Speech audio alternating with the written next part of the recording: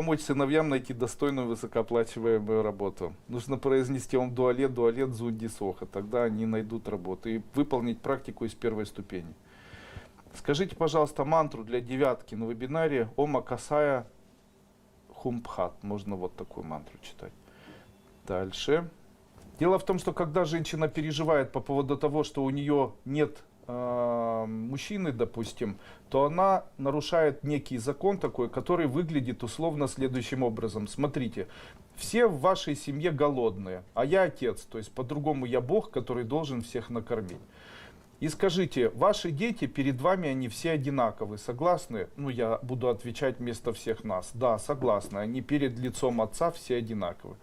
Тогда скажите, самые наглые это кто? Это самые думающие, правильно? То есть наглый перед Богом это не тот, кто делает физические действия, а тот, кто чувствует больше, чем все остальные.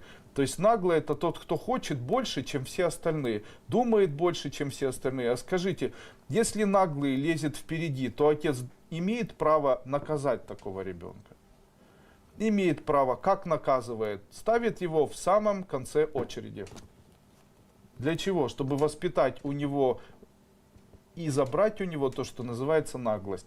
Именно поэтому женщина, которая переживает, когда же я выйду замуж, скоро, вот этот Леша, может Игорь, начну с этим встречаться, нет, вот только, когда же у меня будет, что же мне делать, может семинары пройти. Это вы лезете без очереди. В этот момент вы больше всех лезете без очереди. Это самое страшное, что вы можете делать. В этот момент вы должны научиться осознать безразличие, и в этом безразличии начинать жить, это приведет вас к успеху. То есть в этот момент, когда больше всего нужно, не нужно об этом думать совершенно. Таким образом, в случае, если вы будете думать, я могу сказать, что те мужчины, которые не думают о женщинах, у них больше всего шансов начать жить с женщиной. Те женщины, которые не думают о мужчине, у них больше всего шансов начать жить с мужчинами. Те, кто заинтересованы, заинтригованы, обеспокоены, это люди, фактически лезущие без очереди, хотя все точно так же хотят есть. Ну, это такое обвинение со стороны эзотерического учителя. Я надеюсь, я никого этим не обидел. Пишите на Фейсбуке в группе. Как правильно подбирать мантры, чек-коды, заклинания, чтобы не было перегруза во времени практик? Практикую с радостью, все нравится, но много времени идет 3-4 часа. Поделите это все напополам. Будет 2 часа. Поделите еще, будет час. Практикуйте неделю 1 час, вторую неделю вторую часть программы, третью неделю третью часть программы, четвертую неделю четвертую. Так получается, пройдете все программы каждый день по часу. Нет необходимости по 4 часа заниматься. Будет истощение психической энергии, может быть хуже, а не лучше. Можно ли читать внукам заклинания нормализации сна? Да.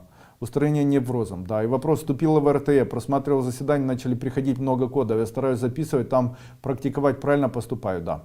Простите за плохой русский, вот такие, да, можете писать на других языках, есть Google переводчик. Я надеюсь, что вы меня поймете. Добрый день, уважаемый учитель. Добрый день. В настоящее время практикую первую обновленную ступень. Утром коды на преодоление негатива, а вечером коды на привлечение. Но каждое утро сталкиваюсь, засыпаю. Это хорошо. И когда я не могу читать коды, правильно. Когда засыпаете, ложитесь и спите. Так восстанавливается разорванная энергетическая. Как же заклинания? Полгода читаю.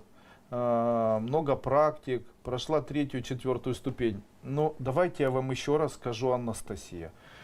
У человека, который не пришел базовые ступени, а это 1-я ступень, 2-я ступень, то сколько бы вы ступеней не прошли, вам все равно придется вернуться к 1-й базовой ступени, 2-й базовой ступени. Иначе практики будут работать как попало. Это, знаете, как человеку дать серьезный, человеку, который не понимает, как садить самолет, обучить его лететь по небу. Он будет лететь, но когда придет время садиться, он обязательно разобьется. Как вы не можете понять, что вся система устроена по принципу фундамента, стен, после этого крыши, отделки. 3-я, 4-я ступень — это внутренняя отделка. Что же можно отделать этим цементом или гипсокартоном, если нет ни фундамента, ни дома? Что можно отделать? Тогда что будет происходить? Если не на что цеплять, если есть много игрушек елочных, а нет елки, будет ли Новый год праздником? Не будет. Тогда что необходимо? Елка. Елка это первая ступень, а палки на елке это вторая ступень. А третья, четвертая это уже елочные игрушки. А пятая ступень хлопушки, а шестая ступень это звездочка, а седьмая Дед Мороз. Таким образом ничего не получится до того момента, пока человек не купит елку. Праздника не будет. К вам пришел Дед Мороз, а там у вас на полу разбросаны игрушки. Скажите, радость принесет? А вы каждый день делаете новые игрушки, нового Деда Мороза, новые игрушки, нового Деда Мороза. А елочка где? Нету елочки, надо, чтобы елочка была. Но я уже больше игрушек делаю, у меня мешки игрушек, дома игрушек, нет елочки. Хоть сколько игрушек будет, нет елочки, не будет радости. Хоть 50 Дедов Морозов будет кричать: маленькой елочки холодно зимой, из лесу елочку взяли мы домой. Елочки нет, фасон не тот. Все, конец. Таким образом, даже не начинайте, серьезно. Те люди, которые проходят третью, четвертую, сразу пятую, эти люди, которые должны понять, без первой и второй и третьей последовательно пройденных ступеней, у них ничего в жизни, к сожалению, не пройдет. Вот, Андрей Андреевич, подскажите, прошла семинары, делаю СНГ шумы, ситуация не решается. Что делать в таком случае? Как не впасть в отчаяние? Смотрите, в случае, если ситуация не решается, допустим, с проблемой какой-либо, то тогда есть метод, берете свечу, сжигаете ситуацию на свече. Это один из самых мощных таких методов, внимательно изучайте ступени, она выложена бесплатно.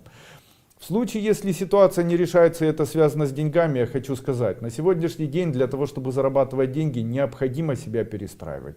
Необходимо себя перестраивать, потому что в большинстве своем сейчас все продается, как ни странно, через интернет. Очень удивляет люди, которые пишут мне сообщения: Андрей Андреевич, у меня есть магазин интернет, и я бы хотела, чтобы на нем люди покупали товар. Ну и сразу же человек говорит: вот у меня уже есть сайт, и вот его сделали, и вот он у меня уже есть, почему туда никто не заходит? Дело в том, что каждый день на территории Российской Федерации делается 1 миллиард сайтов. Их обязательно делают обычные люди. И люди, выкладывая это в интернет, они надеются, что кто-то этот сайт найдет и будут там покупать. А там есть много особенностей. Смотрите, это релевантность поисковых запросов по определенным релевантным словам. Вы знаете, что это такое? Нет, вам надо обучаться.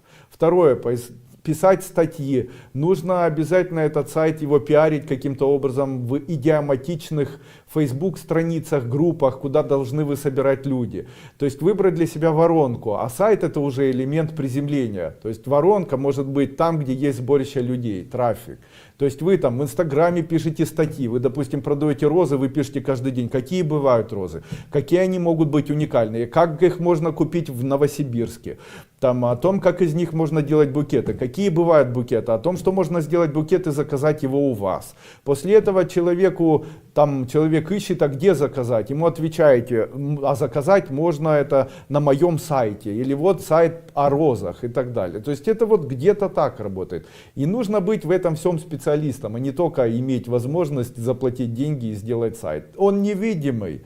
Это то же самое, что нарисовать на бумажке какую-либо картину и после этого поставить ее дома и говорить: почему никто не видит?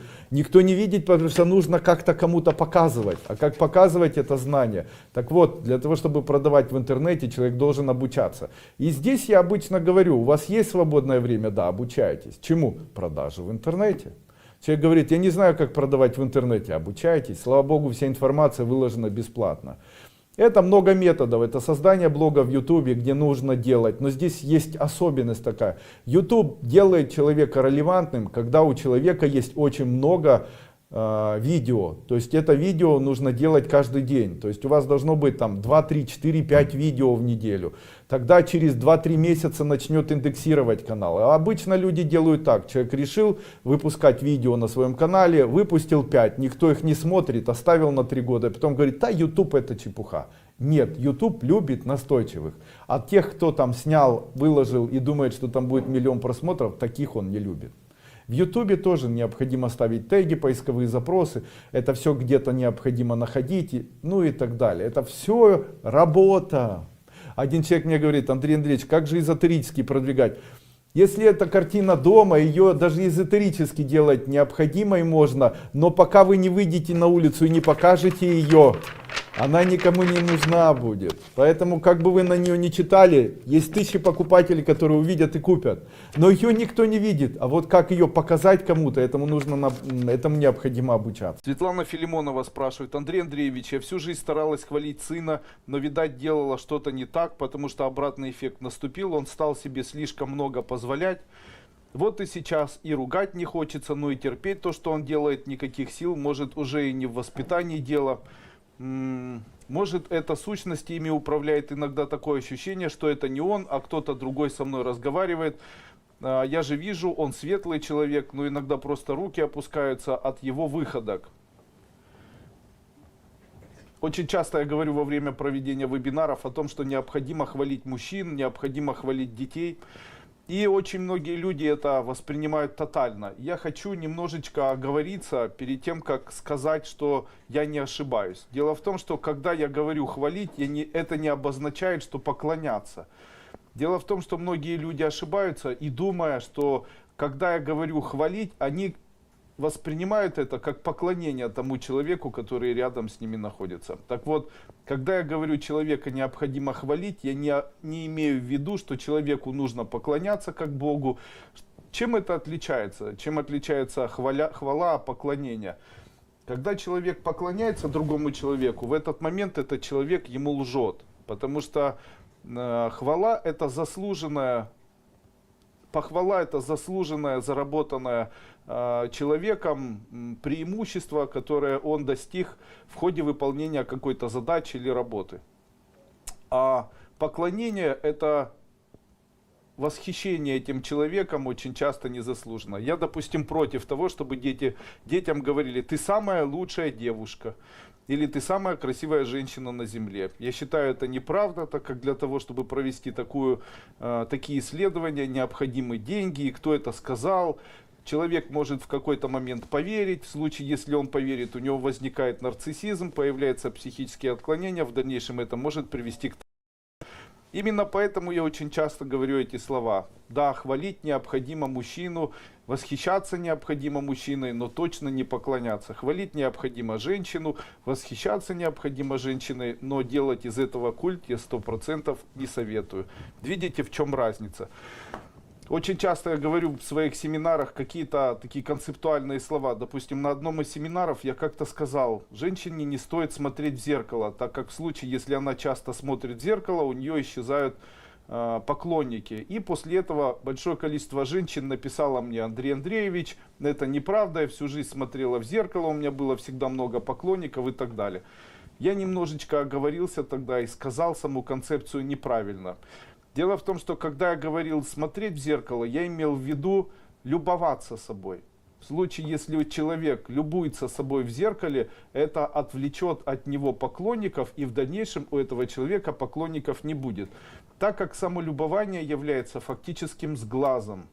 Поэтому в случае, если вы самолюбованием занимаетесь, знайте, это от вас уберет любование вами других людей. Зачем вам давать любование других людей, чтобы в вас видели красоту, если вы и так уже налюбовались сами собой?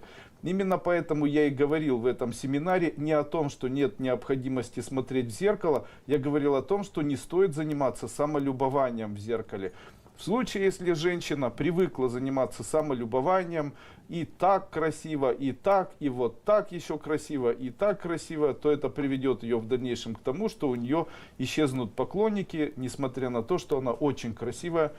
Очень часто женщины ко мне обращаются с вопросами: я красивая, умная, я хорошая, почему у меня нет мужчины, почему у меня нет поклонников, как с этим справиться? Давайте рассмотрим этот вопрос немножечко с такой нелогичной стороны. Скажите, когда сильнее болит зуб, утром или вечером? Давайте я вам отвечу. Как не допустить зло и не совершать плохих поступков? Будьте добрее, не обижайтесь надолго, не мстите, не критикуйте, как можно чаще забывайте то, что кто-то сделал. Сделали неправильно, сказали неправильно, поступили неправильно, там что-то делаете. Всегда помните, существует слово, которое важное в нашей эзотерической школе. Это слово спасения, которое дает нам прекрасную судьбу. Когда человек что-то делает, это его проблемы. Там неправильно готовит, неправильно думает, неправильно воспринимает, совершает ошибки. Это его жизнь. Дайте ему право совершать ошибки, дайте право каждому человеку быть неидеальным человеком. Для себя не огорчайтесь, обычно говорите, это не важно для меня. То есть там правильно человек, неправильно поступает, там ест, не ест, поет, не поет, пьет, не пьет, делает, не делает. Говорит, это мне не важно. Занимайте позицию Адвайты. Я как эзотерик вам хочу сказать, я даю гарантию, что в случае, если вы занимаете позицию Адвайты, то обязательно у этого человека произойдут изменения. Если вы его воспитываете эмоциями, если вы его воспитываете огорчаясь, если вы его воспитываете чем-либо, знайте, ничего не произойдет никогда. Именно поэтому говорите, мне не важно. Там кто-то там как-то делает, занимайте позицию, не важно. Я говорю это серьезно. Не лезьте в жизнь людям и детям. Помогайте, если хотите, физически, помогайте материально, помогайте там, но не лезьте в физическую жизнь, не изменяйте этим детям судьбу. Чем больше у человека адвайты, тем он спокойнее. Чем больше у человека доброты сердечной, тем лучше для его жизни. Тем лучше у него будет судьба, и тем лучше его будет везение. О, как широко ответил.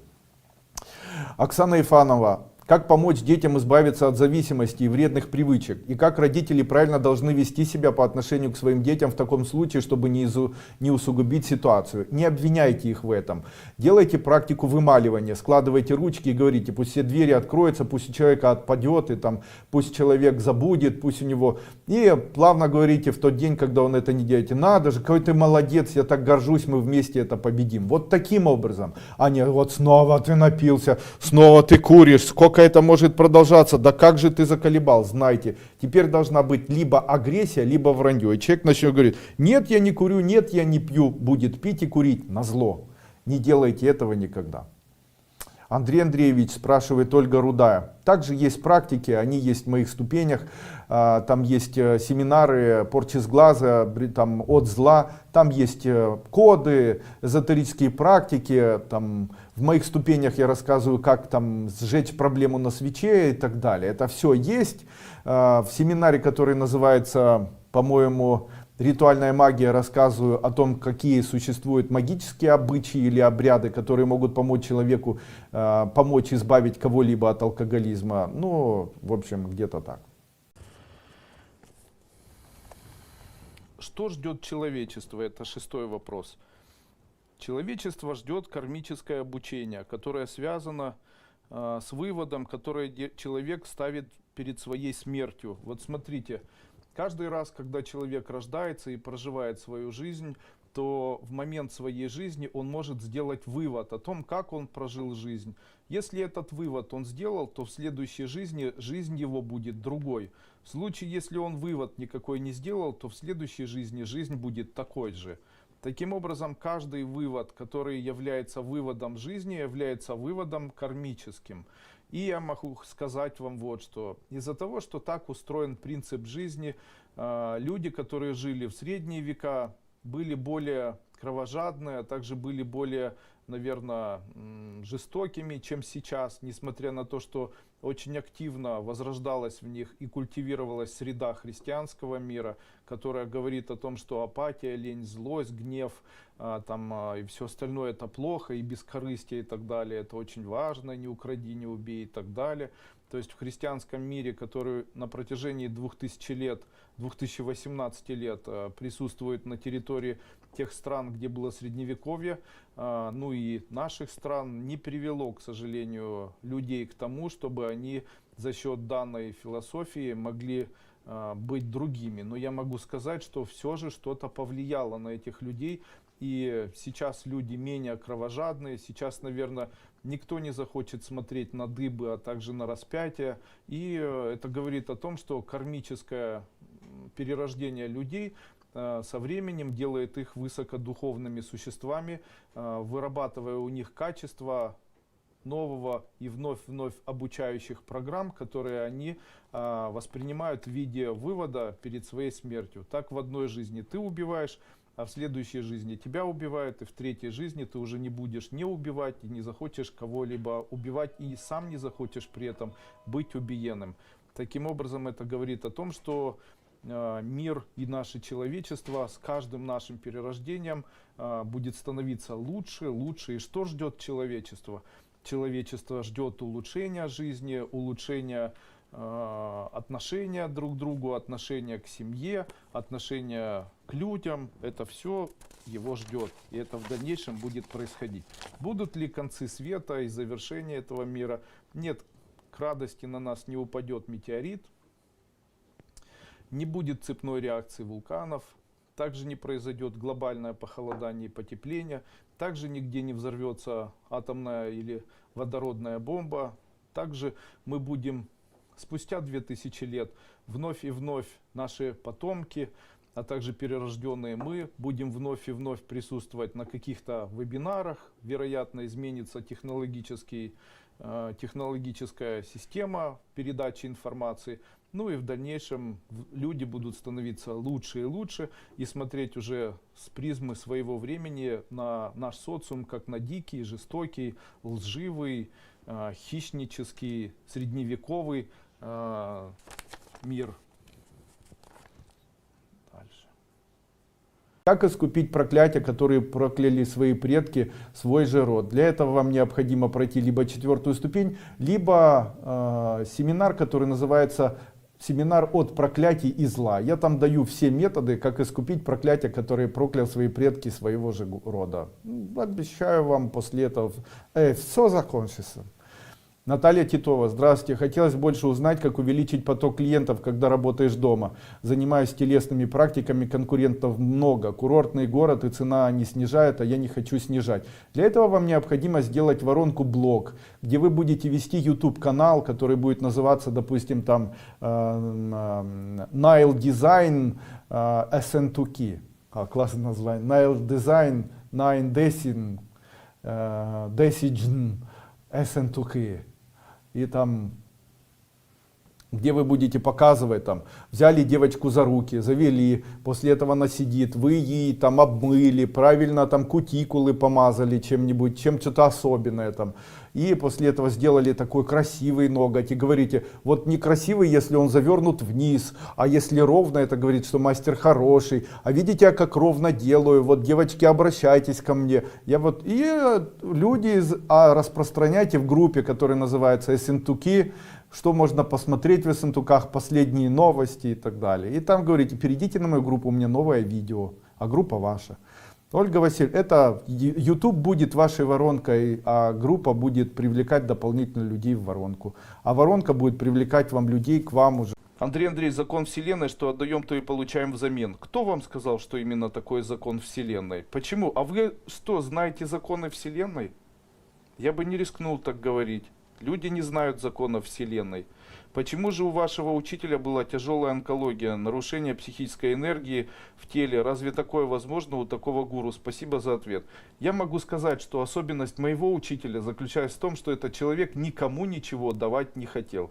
Ему это было не нужно, это был старый дедушка.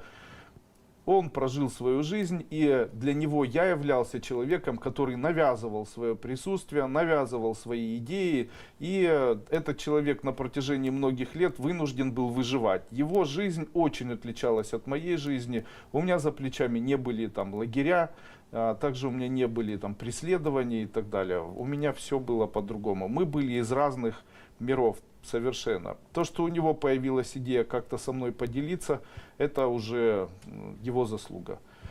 Ну, онкология у него.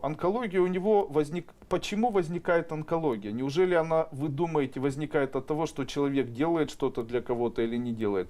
Онкология является следствием огорчений. У вас есть весы в вашем теле. Вот сколько вы в течение дня огорчаетесь, столько у вас накапливается того, что приведет вас в дальнейшем к таким заболеваниям. У вас много огорчений, ставьте тире. У вас очень много, еще ставьте тире. У вас очень-очень много, готовьтесь. Таким образом, есть люди, которые на огорчение не обращают внимания. Вот у меня такой ребенок есть, ее зовут Маша. Она совершенно не огорчается. Она обычно говорит такие слова. Она говорит, ну и ладно. Ей говоришь, я не дам. Она говорит, ну и ладно. А вот Аня огорчается. Ей говоришь, я не дам. Она огорчается, обижается. После этого требует, чтобы дали. После этого отбирает у кого-нибудь, ищет вопросы, которые... Или ищет методы решения, чтобы это было ее, чтобы было, как она захотела. Видите, сколько огорчений в ее жизни. Одна сказала, ну и ладно, и не огорчилась. А у другой... Борьба за выживание, цепляние, конкуренция, это все вызывает у нее вот такие состояния огорчения. Кто из них чего добьется?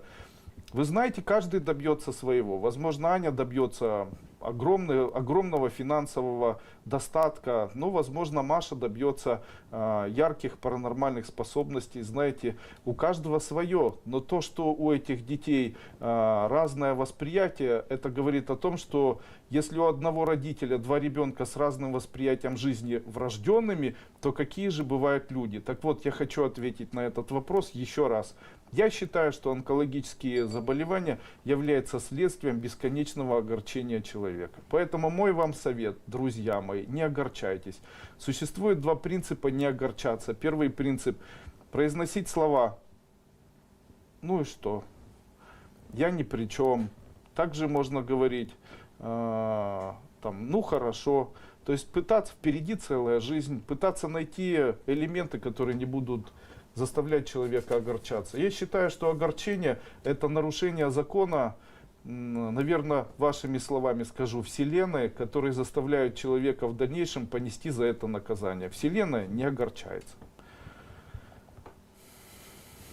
Подскажите, одинаковое ли влияние оказывает мантра на человека, если ее не читать самому, а слушать в вашем исполнении? В случае, если вы слушаете в моем персональном исполнении, то данная мантра будет работать и влиять на человека, так как она не очень мантра или не очень правильно создана. Она создана таким образом, чтобы влиять на человека, и я знаю, как это сделать. В случае, если человек не знает, как передавать мантру так, чтобы она влияла на другого человека, то данная мантра влиять не будет, если ее просто слушать. Могу вам дать совет. Если вы слышите, что где-то я читаю мантры, вы можете эти мантры слушать, они будут также влиять на человека, как если человек читает их самостоятельно. Также вы, наверное, заметили, что в первых ступенях школы Кайлас я часто говорю о том, что не стоит читать мантры с закрытыми глазами. Между тем, как начиная просматривать видео, которое я транслирую в YouTube, вы очень часто можете заметить, что я читаю мантры с закрытыми глазами. И тут появляется нонсенс, то есть появляется идея такая, почему же Дуйко тогда читает с закрытыми, хотя всем говорит, что необходимо читать с открытыми. Ответ очень простой. Когда человек закрывает глаза, он отдает энергию. Как это проявляется? Давайте я вам докажу. Когда вы ночью ложитесь спать, то в момент вашего засыпания у вас много мыслей. А когда просыпаетесь, то мыслей нет в голове. Тогда вопрос, куда они делись? То есть можно сказать, что мысли у вас исчезли или куда-то делись, так как были выпущены. Так как или была зубная боль на ночь, утром проснулись, боли нет. Болел живот на ночь, утром проснулись, живот не болит. Почему? Закрытые глаза – это включающийся тумблер или механизм, который выпускает из человека энергию. Когда я читаю мантры для другого человека, в случае, если я хочу отдать часть своей энергии, чтобы эта энергия повлияла на другого человека, я, естественно, читать мантру буду с закрытыми глазами. В случае, если вы читаете такую мантру, то что вы должны? Получить что-то от данной мантры. Допустим, вы читаете мантру, она где-то так звучит. Пусть у меня будет много денег, пусть придет в мою жизнь счастье, пусть появится в моей жизни любимый человек. Вы же хотите, чтобы это привлеклось в вашу жизнь. Тогда вам как нужно читать эту мантру? С закрытыми глазами или с открытыми? Естественно, с открытыми. Тогда скажите, противоречит ли это моим образовательным семинарам, которые выложены в интернете бесплатно? Не противоречит. Согласны с этим? Вот так. А то начинается обвинение.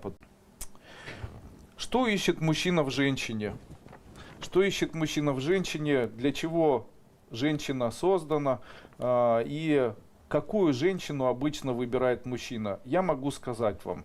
Это все заключается в ее слове или ее предначертанном слове, которое звучит как женщина. Скажите, на какое слово из русского языка или какой один род есть в слове женщина и с каким словом оно совпадает? Женщина — это слово женственность. А какая это женственная женщина? Женственная женщина — это подразумевается, можно поставить тире, она является нежной. То есть по-другому можно сказать, чем нежнее женщина, тем больше в ней женственности. А скажите, какое есть слово в мужчине?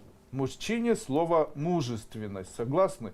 Чем больше у мужчины мужественности, тем больше мужчина может, тем больше у него шансов быть с женщиной. То есть, что обычно женщины пытаются забрать у себя? Они пытаются забрать у себя то, что больше всего привлекает их в глазах мужчин. Что привлекает? Нежность. Вы представляете? А как проявляется нежность? Вот смотрите, грубые картины и нежные картины. Нежные картины это, допустим, Микеланджело. То есть на ней изображены подробно вены, сосуды людей, изображены губы, потрясающей красоты глаза, очень красивые лица, практически на всех картинах Микеланджело, я его поклонник. А скажите, а грубость где подразумевается? А грубость подразумевается в картинах, допустим, Пикассо, в кубизме. То есть все режет глаз, все имеет резкие движения, не имеет пластичности. То есть можно ли сказать, что в одном случае художник стремился к проявлению нежности, а в другом случае, как с Пикассо, проявлением грубости или мужественности?